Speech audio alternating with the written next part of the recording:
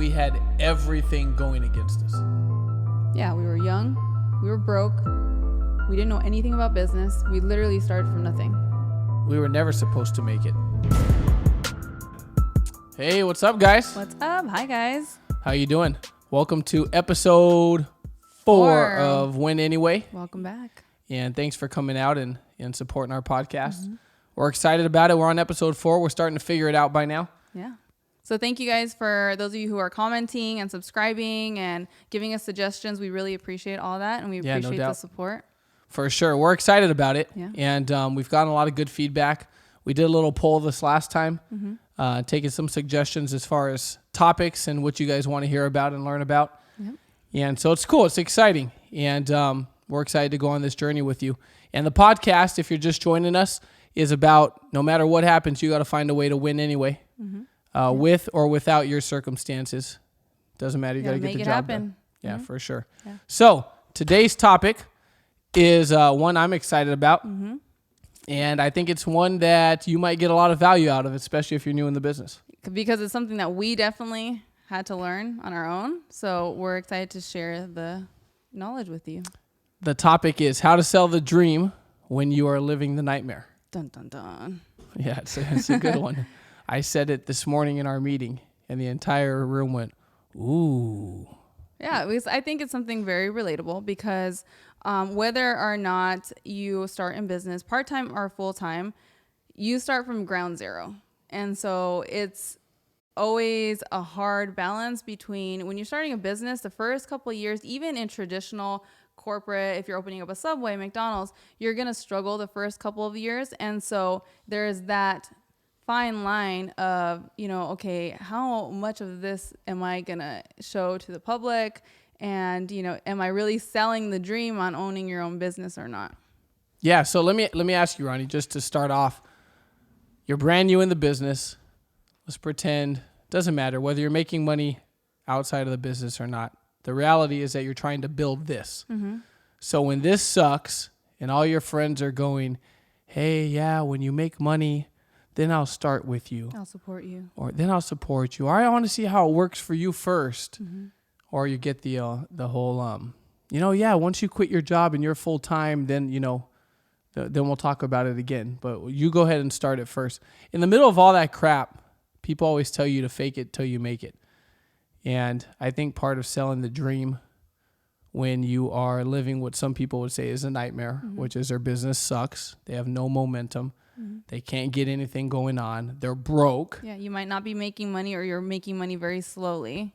Yeah, you're getting up every day. You're wearing the same suit with the same shirt and all you're doing is trying to change the tie and everything's miserable. Right. How do you sell the dream during that stage?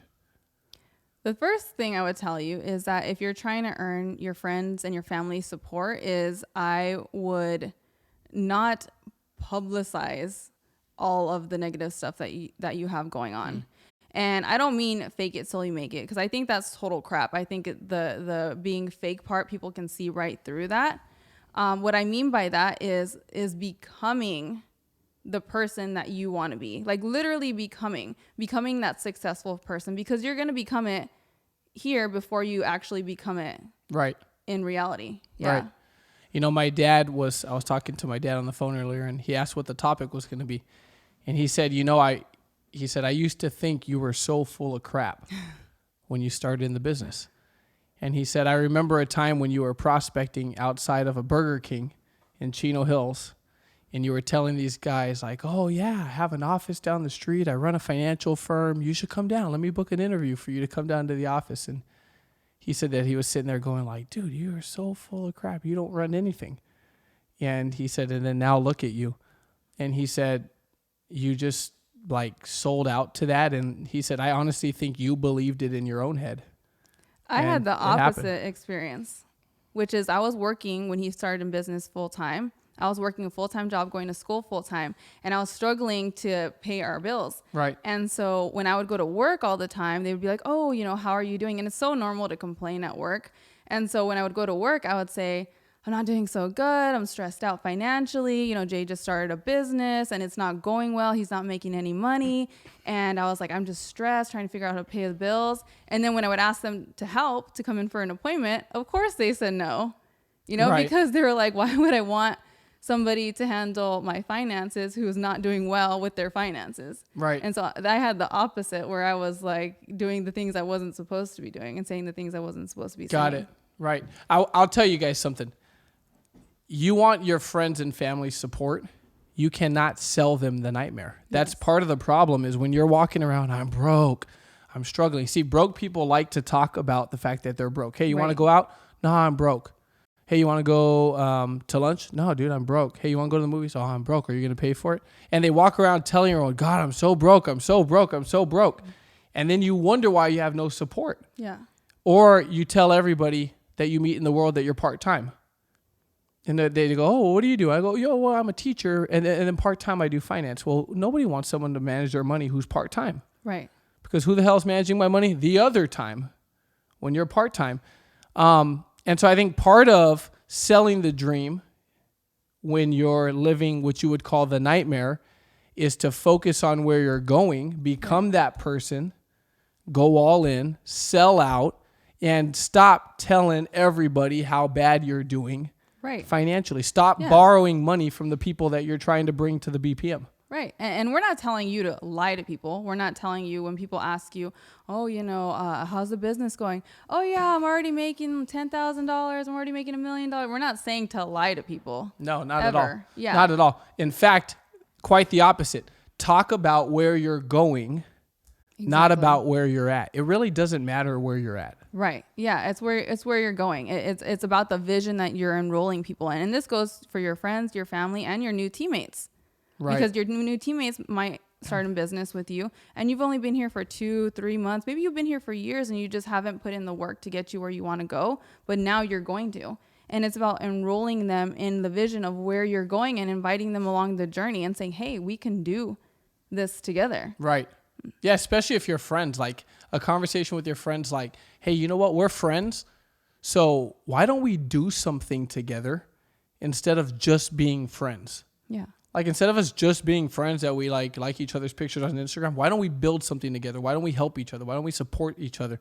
Why don't we create something as a group versus us just being friends that like literally does us no good? Yeah. And you know why things like Kickstarter are so popular right now? Everybody wants to join in and everyone wants to participate and everyone wants to contribute, even financially, is because people get enrolled into the journey and the vision of where this brand new company is going. Everybody wants to see the underdog win, and you're the underdog.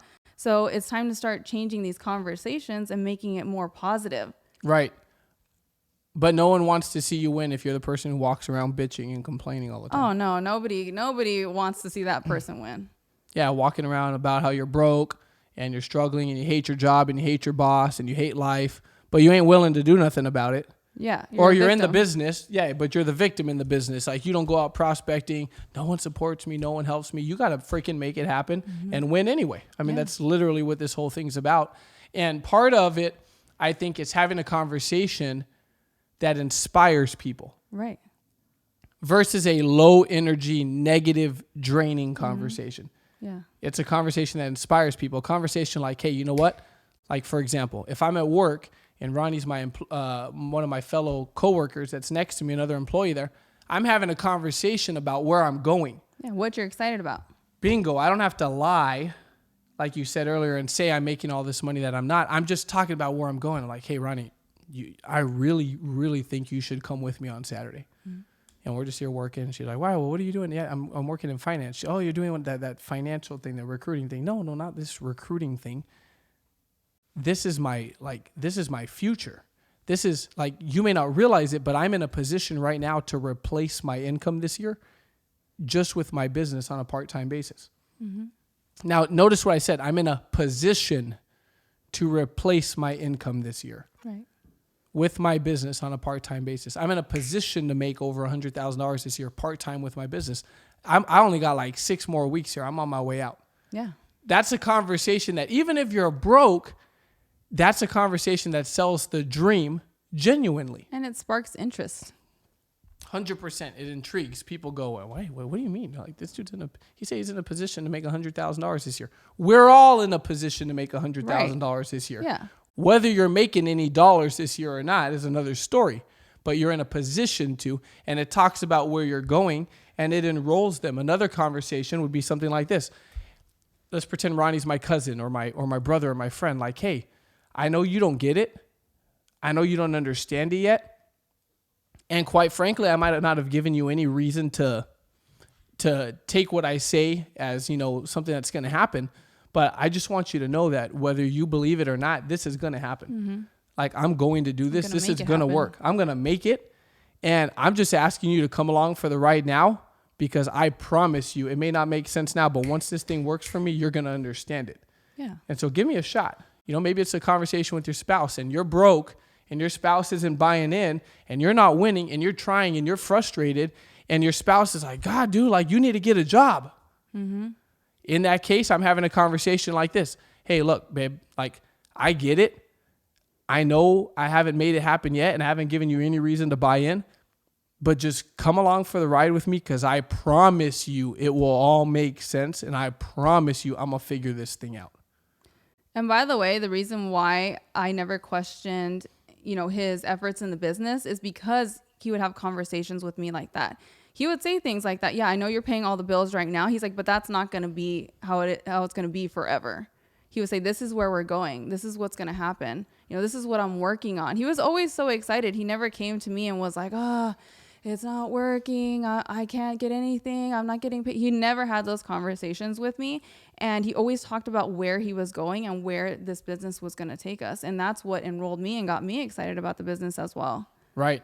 I told her all the time, I said, hey, I'm going to make up for it. Like, our first date, we went on a date. Yes. I think it's one of the best stories. We went on a date to Olive Garden. I was working at Olive Garden at the time. I was 17. She was 20 or 21. 20. We'll give her 20. I've always been a closer. I always recruited up. So we go on this date. We go to Olive Garden, the same Olive Garden that I was working at. And we sit down. And here I am, getting ready to pay for the bill. I pull out my wallet. I don't even know why I had a wallet. There was nothing in it. I pull out my wallet, hand it to my friend, who's our server. Right. And then they come back, and my card got declined. And obviously, I wasn't in business. I was in high school, right? She was in college. I was in high school. She was in college. I was in high school. I'm just making sure you know that she was in college. Yeah. But here's my point: is I was broke. She paid for our first date. Mm-hmm. But I kept telling her, man, when we started dating and then got married, I said, I'm going to make up for this. I promise you, I'm going to make it work. And I've made up for it, I like to think. But my point is that it was always, I knew we were going to get somewhere. And I was just telling her, man, just come along and freaking, like, I promise you, I'm going to make this thing work. Mm-hmm. And it's the same conversation with your teammates, by the way. Right. Let's say you've been in business for a while and you just haven't done anything. Maybe your teammates are doing more than you have. And so you've lost a little bit of credibility with them. Mm-hmm. The first thing is you got to make a decision that now you're going to change things. And then it's that conversation with them saying, hey, like, I know I haven't done anything so far, but I'm focused. I'm excited. I want to build this thing with you. We're going to build our own firm. We're going to open up our own office. Right. These are all the things that we're going to do. And I'm committed to doing it together with you. So are you ready? Because I'm ready. That's so good. Yeah. So good. That's a conversation so many times I've had in my career, Yeah. which is, hey, man, we're freaking losing now. And no one knows who the heck we are right now. But it ain't going to stay like that. It's going to be one hell of a story. It's going to be one hell of a story. Yep. Just like Tom Brady said in the end of the Super Bowl, it's going to be one hell of a story. Hey, here's the deal. It's that everything you're doing is painting a vision. Mm-hmm. It's all painting a vision. And if you could see it and you could sell out to it and you learn how to communicate it, people will buy into it. No, it's not about where you're at. And here's how I've realized that is that now that I make money, I always go, man, I wish people asked me how much money I made. Right. But when I made no money, I'm sitting on a recruiting appointment and people go, well, how much money did you make this year? And I'd be like, dude, I made $100,000 this year. They'd be like, well, let me see. I'm like, now that I have money, nobody ever asks. Right. I'm like, God, why don't people ask me how much money I made? Like when I drove a cheap car, everyone wants to race. Then I get a car now. I'm like, ain't nobody going to beat me. Nobody wants to race. And so it's funny how as you grow and your conviction grows, all those questions go away because you're not in your own way anymore. You're out of your head. So the one thing I did is that I think I genuinely, all my friends thought I was making money before I ever made money. Mm-hmm. And Now that we're making money, they probably don't realize how much we make. But my point is that they've always thought that, like, since 6 months in the business. And I think I just convinced myself that I was making money. Right. And I never went around lying. I never photoshopped my cash flow. I never had to do any of that stuff. But I just worked on me so much and sold out to getting better. And in my head, it's like I was there long before I was there. And my cash flow was trying to catch up to me to get to where it should be based on who I become as a person. Right. Versus me just getting kind of lucky and then my cash flow pulling back because I just hadn't grown to that. And that's working a lot on your identity. Like some days it's going to be hard to be positive. Like we're talking about, like, you know, talk about your vision, talk about where you're going. Sometimes it's going to be hard to get out of where you are right now. And that's why it's so important to personally develop and work on your mentality and listen to audiobooks and listen to podcasts like this and listen to, just fill your head with positive things, because all the time you're not going to be strong enough internally to be able to make that happen. That's why you need that. Right. And I think it's also why you need to celebrate all your wins along the way, even the smallest stuff, like the day you started in the business, the day you get licensed, the day you got your license, your first check, first client, first recruit, your first decline, your first no. Yeah. I mean, you got to celebrate that stuff. Yeah, because those are milestones in your career. And so the faster you go through those milestones, the faster you're on your way to where you want to be. Tell them the story about, because I want to hear it. Tell me the story about when we came out of Wealth Bowl one year, and we had a pretty good year, but it wasn't a good year to our standards of what we were trying to hit. And we had a business plan that we didn't fulfill that year. Right. It was probably like 3-4 years ago. And after Wealth Bowl had ended, instead of us staying for the party, even though we had a team, we had 75 people maybe there, 50, 75 people. We just went home that night. Yeah. Tell that story. I want to hear you tell that story. You know, it was the last night. They have, you know, this award ceremony, a gala. And like you said, we just didn't hit the goals that we wanted to hit. We didn't place as high as we wanted to place. And we weren't like mad at like the event or the circumstance. We were just upset with ourselves, like that we didn't work harder, that we didn't push ourselves further, that we didn't rank higher. And so we just said, you know what? We don't deserve to stay at this after party. We need to go home, pack up our stuff right now. It was already like midnight, 1:00 in the morning. Pack up our stuff now, get in our car, drive home, and get to work. So that's what we did. We our whole team was there, our whole office. They're all dancing in the dance floor, having fun, and we just left. We were just like, bye, peace. I don't even think we told anybody we were leaving. We just packed up our stuff and left. And Dan, he called us the next day, and he was like, yeah, how was the event? Blah, blah, blah. He's like, I didn't see you after. And we told him, yeah, we left because we were upset. And he said, you're in a way different position than you were last year at this time. He said, why don't you learn to enjoy the process and celebrate your victories? Right. And so that was a big eye opener for us, because we were just so used to just like, no, we have to push ourselves harder. We have to be, hard on ourselves. And that was the first time we ever considered, oh, maybe we should be enjoying these little victories along the way. Right. We were at about 175,000 in cash flow. Right. We were just like frustrated. We just wanted to win and win faster. Right. Yeah. And that's what it was. It wasn't about the money. It was the fact that we were so competitive, and we didn't get MVP that year. We've had MVP every year since then, but we didn't have MVP that year. It was the last year we didn't get it, and we thought we had deserved it, and we thought we had earned it, and we were just pissed because we didn't hit our goals. It had nothing to do with the money, but we wanted to win. And I remember him saying, dude, you're making $175,000 a year. Why are you so hard on yourself? Yeah. And I remember him going, and he said something that changed my whole career. He said, at 200, you're going to be upset. At $250,000, you'll be upset. When you hit $500,000, you'll be upset. At $1 million a year, you're still going to be upset because you're going to keep growing. Your standards are going to keep getting higher. And he said, if you don't learn to enjoy and celebrate these little wins, you're always going to be in this negative, frustrated state, and you're never going to appreciate the progress that you've made. Right. And that progress starts the day that you submit your application. Yeah. The day you submit your AMA. And I think the very fact that you're in the business means you have a shot. Yeah, and that's exciting. you have a shot to do so many things that maybe before you didn't think were possible. And so to really remind yourself on a daily basis that that's a possibility is exciting. And so to enjoy the process, literally enjoy the process, celebrate everything. Everything's part of the journey. Yeah. Everyone who quits is part of your story. Everybody who says some stupid crap to you is part of your story. Everybody who becomes a client, stays a client, charges back, you know, all of this stuff is part of the journey, and it's all part of the process. But you selling the dream, even when life sucks, here's the deal. You've got to learn how to put you in a state of being inspired, where you're excited and grateful, and you have an attitude of gratitude.